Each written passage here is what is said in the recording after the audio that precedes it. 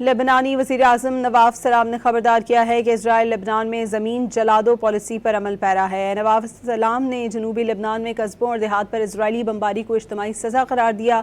اپنے خطاب میں لبنانی وزیراعظم نے کہا کہ اسرائیل جنوبی لبنان کے مکینوں کو نقل مکانی پر مجبور کر رہا ہے۔ اسرائیلی فوج کی مسلسل فضائی اور زمینی کارروائیاں خطے میں خطرناک کشیدگی کو جنم دے رہی ہیں۔ لبنان کو اس وقت ایک خطرناک صورتحال کا سامنا ہے، فوری اور حقیقی جنگ بندی ناگزیر ہو چکی ہے۔